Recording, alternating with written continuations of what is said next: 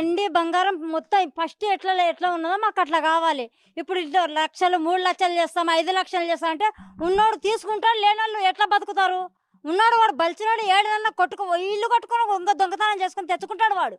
మేము ఏడికెళ్ళి తెచ్చుకోవాలి బంగారం? మేము కష్టం చేసి చిప్పాలు కడిగి తెచ్చుకోవాలన్నా వాడు? మేము పేదలు, మేము ఎట్లా బతకాలి? మేము బంగారు షాప్ కాడ పోయి చూస్తే భయం అవుతుంది మాకు. మా పిల్లలు ఎట్లా బతకాలి? మేము ఎట్లా బతకాలి?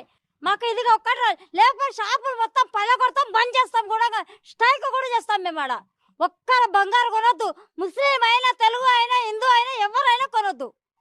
ఉన్న వాళ్ళు కొంటారు కానీ వాళ్ళకు కూడా డిమాండ్ చేయాలి. వాళ్ళకు కూడా బల్చి రూపాయలు వాళ్ళు కూడా బల్చి కొట్టుకొని తీసుకుంటారు. వాళ్ళు మాతో లేవు డబ్బులు, మేము చిప్పాలు కడిగి బతకటోళ్ళము. మాకు డిమాండ్ బంగారం మీద చూపిస్తే స్ట్రైక్ చేయాల్సిందే, బంద్ చేస్తాం కూడా. మేము మార్కెట్ మొత్తం బంద్ చేస్తాం. మేము ఇది మాది.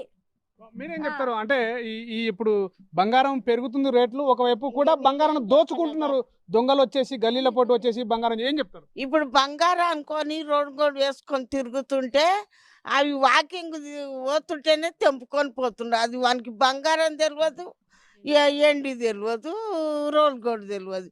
పానానుగుణంగా పోతుండయి. వానంటే ముసలోళ్ళు ఎంబడి పడితే అవి ముండమోపలు రోడ్డు కూడా పెట్టుకుంటే బంగారు ఇక్కడదే అని పడుతుండరు. మరి అవి బంగారువే ఇత్తడివే ఆ దొంగకు తెలియదా వేసుకొని తిరిగేది? ఏం చెప్తాం? ఎంత లేదు అనుకున్నా పెండ్లికి తల్లిళ్ళ పుస్తే, పిల్లగానోళ్ళ పుస్తే మెట్టెలు కావాలి. మాసం పెట్టడానికి చేత కాదు, అద్దతొలం పెట్టడానికి కూడా చేత కాదు. ఇప్పుడు ఈ దినానికి పెండ్లిళ్ళు ఎట్లా చేస్తారు? ఖాళీ అప్పుడు గుదా కడుతుండ్రు ఫస్ట్ పిల్లని దేనికి పోతే, ఆ పసుపు గమ్ము కడుతుండే.